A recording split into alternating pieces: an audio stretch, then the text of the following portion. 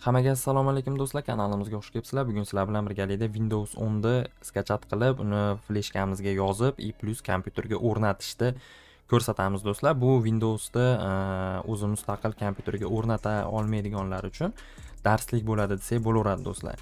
Lekin undan oldin eslatib o'tib ketaman, kanalimizga albatta obuna bo'lib, videoga like bosib, videoni do'stlar va gruppalarga jo'natib, o'zbek poddershka qilib yuboradi degan umiddaman do'stlar. Xo'sh, biz Windowsda skachat qilishimiz uchun bizga brauzer kerak bo'ladi. Google Chrome yoki Yandex. O'zingizlarga qulay bo'lgan brauzerni tanlaysizlar va mana shu poisk beradigan joyga skachat Windows 10 deb yozasizlar do'stlar. Poisk berganimizdan keyin mana bizga birinchi sayt ko'rib turibsizlar, Microsoft kompaniyasining ofitsial sayti. Faqat mana shu joydan Windows 10 ni fleshkalarga yuklab kompyuterlarga o'rnatishni tavsiya qilaman. Qanaqadir piratskiy joylardan, notanish bo'lgan joylardan olish xavfli do'stlar. Shuning uchun faqat ofitsial saytdan olinglar. Uning ichida virus bo'lishi mumkin yoki qanaqadir secretni miner bo'lishi mumkin. Biz mana microsoft.com saytiga mana kiramiz. Hozir bizga mana ko'rib turibsizlar. Skachat Windows 10 deyapti. Xohlasanglar albatta обновление qilsanglar ham bo'ladi Windows 10 ni. Bizga hozir bu muhim emas. Bizga skachat kerak, ya'ni yuklab olishimiz kerak do'stlar.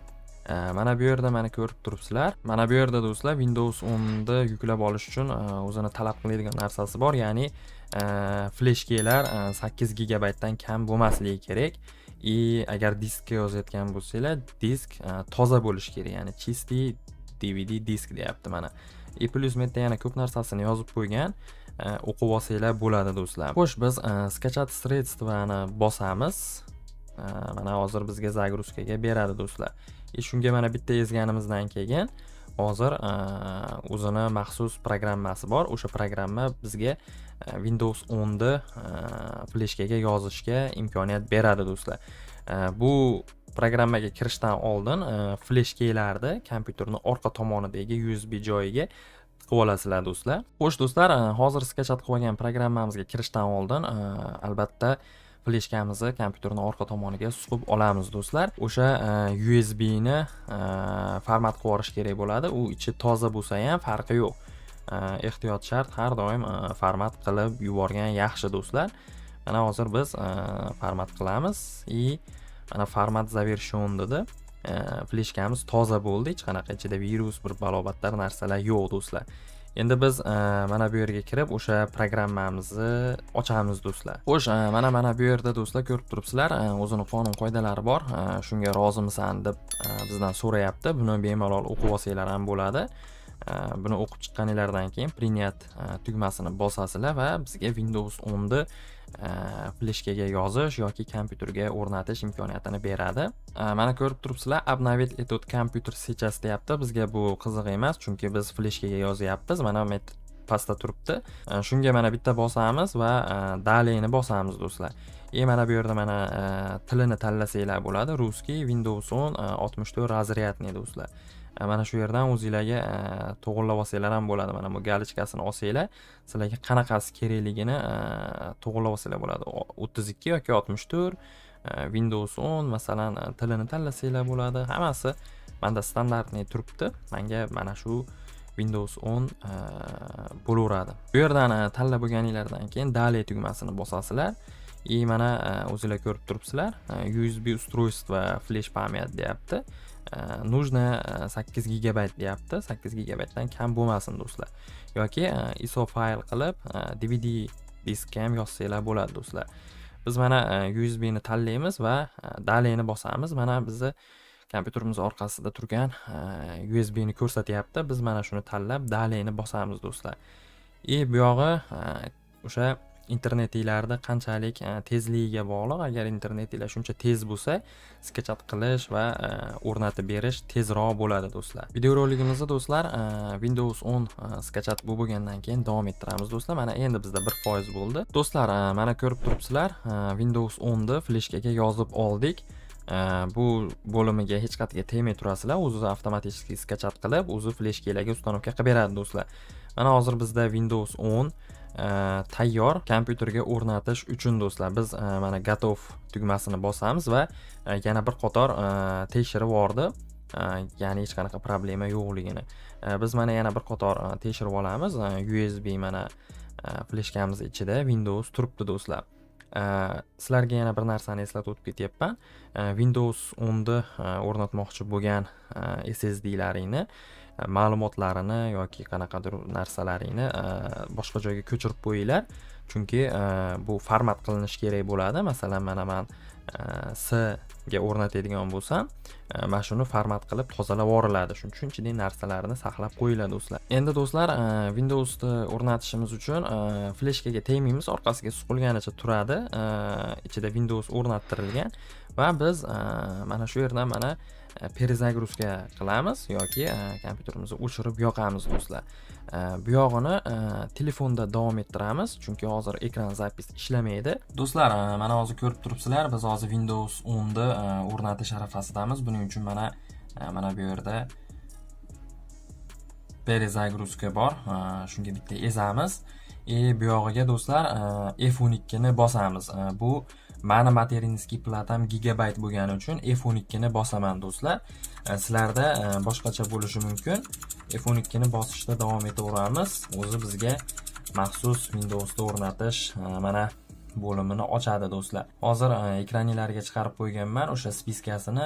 Kimda qaysi kompaniyaniki bo'lsa, o'shani ezadi. Qaysindadir F5, qaysindadir F6, kimdadir F12.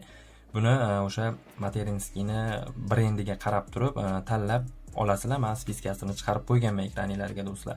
Bu joydan do'stlar boot device tanla deyapti. Men mana shu o'rtadagini tanlayman. Sizlar o'zingizlarga kerakligini tanlaysizlar do'stlar. Shunga mana ko'rib turibsizlar, mishkada ko'rsatyapman. O'rtadagi mana bitta enterda bosganimizdan keyin bizga Windowsni ustanovka qilish bo'limi ochiladi va o'sha yerdan Windowsni nastroyga qilib o'zimizga to'g'rilab ustanovka qilsak bo'ladi do'stlar. Hozir qanchadir vaqt ichida bizga o'sha bo'limi ochiladi. Mana do'stlar, o'zingizlar ko'rib turibsizlar. Mana shu yerdan o'zingizlarga kerakli bo'lgan tilni tanlaysizlar, har xil narsalarni o'zingizlarga moslab olasizlar va daleyni bosasizlar do'stlar. Mana ustanovit deyapti. Shunga bitta bosamiz. Mana o'zi aytayapti, ustanovka jarayoni boshlandi deyapti. Bag'aga do'stlar ключilar bo'lsa, ключilarni yozasizlar. Agar sizlarda hech qanaqa ключ yo'q bo'lsa, u meni net ключ produktini bosib mana bu yerdan Windows 10 Pro ni tanlaysizlar do'stlar. Mana bitta mana daley bor. Daleyga bosganimizdan keyin bizga Windows 10 Pro ni ustanovka qilish jarayoni boshlanadi do'stlar. Mana bu yerdan o'zini qonun qoidasiga rozilik bildirib daley tugmasini bosamiz. Bu yerdan виброчный только установка Windows bosamiz. Mana bu yer do'stlar bizning kompyuterimizning ichki xotirasi hisoblanadi. SSD hammasi mana shunda chiqib turadi do'stlar. Bitta eng asosiysi adashib ketmanglar. SSDlaringni to'g'ri tanlab, o'shani format qilish kerak bo'ladi do'stlar. Shuning uchun e'tiborli bo'linglar, kerakli narsalar o'chib ketib qolmasin do'stlar. Men mana bu yerdan mana o'zimni SSD'ni tanladim. 465 GB ekan, 405 GB bo'sh deyapti. Men mana shu yerga Windows 10 da ustanovka qilaman. Sizlar bo'lsa o'zingizlarga kerakli bo'lgan SSD papkalarni tanlaysizlar. Mana do'stlar, ustanovka qilmoqchi bo'lgan SSD'imizni tanlaymiz va mana bu yerdan mana format tugmasini bosamiz. OK ni bosamiz. Bizga mana bo'sh qilib tozalab yubordi do'stlar. Mana shuni tanlab turib, daley tugmasini bosamiz va mana ko'rib turibsizlar, ustanovka jarayoni davom etyapti do'stlar. Bu endi kompyuterlarda qanchalik kuchliligiga bog'liq. Agar shuncha kuchli bo'lsa, shuncha tez ustanovka qilib beradi Windowsda do'stlar.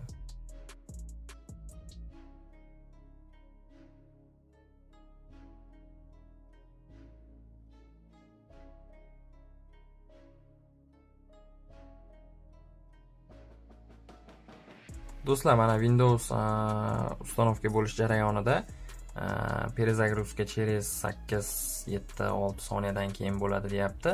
Mana shunday 1-2 marta перезагрузка bo'ladi va ustanovka bo'ladi do'stlar.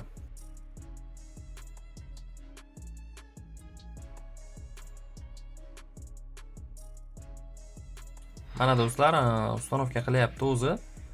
Mana shu jarayonda kompyuterni o'chirib qo'ymaslik kerak. Hech narsasiga tegmay turamiz. O'zi avtomatik ustanovka qilib o'rnatib oladi.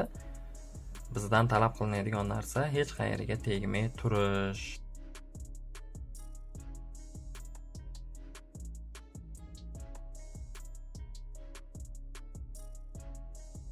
Mana shunday jarayonlar bo'ladi mana do'stlar. Bu o'sha qancha tez bo'lishi kompyuteringlarda shuncha kuchiga bog'liq. Agar qancha kompyuteringlar slabiy bo'lsa, bu jarayon ham juda ham uzoq davom etadi. Shunisiga ham e'tiborli bo'linglar do'stlar. Kompyuteringlar qancha zo'r bo'lsa, shuncha tez ustanovka bo'ladi do'stlar. Mana bu yerda regioningni tanla deyapti. Bu yerda o'zingizlarning regioninglarni tanlaysizlar. Mana bizga Rossiyani belgilab qo'ygan. Bu to'g'rimi deb so'rayapti. Biz o'zimizni yashayotgan joyimizni belgilaymiz do'stlar. Mana O'zbekistonni tanladik va dani bosamiz do'stlar. Klaviaturani so'rayapti. Qanaqa ruskiy bo'lsinmi yoki inglizcha bo'lsinmi deyapti. O'zingizlarga kerakligini tanlaysizlar. Menga hozircha ruskiy bo'laveradi, keyinchalik o'zim to'g'rilab olaman. Buni propustit bosamiz.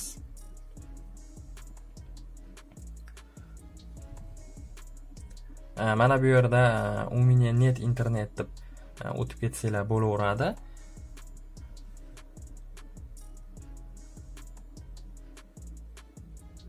Mana bu yerda ham do'stlar o'zingizlarga mana kerak bo'lsa agar mana shuni ham подключить сейчас deb bosib o'tib ketsanglar bo'ladi yoki sizlarga bu narsa shart emas bo'lsa продолжить ограничение установкani bosasizlar.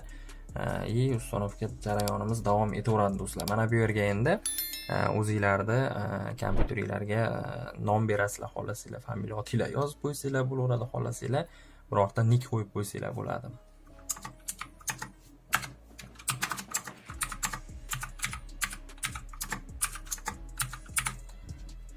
Mana men nickimni yozdim. Dalini bosamiz do'stlar. Xohlasanglar mana parol ham qo'yib qo'ysanglar bo'ladi. Menga parol shart emas, biz dalini bosamiz do'stlar. Mana bu yerda har xil funksiyalari bor. Shu yerdan o'zingizlarga kerak baslarini o'chirib qo'ysanglar bo'ladi do'stlar. Принятni bosamiz do'stlar. Bizni mana Windows 10imiz уже ustanovka bo'ldi. Mana привет deyapti. Ya'ni salom deyapti. Уже tayyorlanmoqda deyapti. Mana o'zingizlar ko'rib turibsizlar. Hech qanday muammo bo'lgani yo'q. Mana Windows 10imiz ustanovka bo'ldi do'stlar. Aytayaptiki, bu jarayon qanchadir minut vaqt oladi. Shuning uchun kompyuterni o'chirmay turinglar deb so'rayapti do'stlar. Shuning uchun hech qayerga tegmay turamiz va bizga Windows 10 da o'zi o'rnatib ustanovka qilib beradi do'stlar.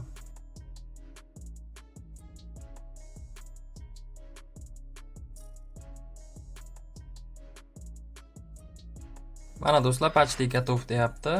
Windows 10imiz mana eson-omon ustanovka bo'ldi do'stlar. Mana hamma yog'ini ko'rib turibsizlar. Bu yerda mana korzinasi qanaqadir brauzerlarni o'zi tavsiya qilyapti do'stlar. Mana kompyuterimiz mana ishlayapti. Hech qanday muammo bo'lgani yo'q do'stlar. Mana Windows 10 da mana shunday qilib o'rnatib olsanglar bo'ladi. Eng asosiysi tekin o'zingizlar ham qilsanglar bo'ladi do'stlar. Bu narsani ayrim odamlar qilishni bilmas ekan. Shuning uchun shu insonlar uchun mana qo'limdan kelgancha yaxshilik qildim deb o'ylayman do'stlar.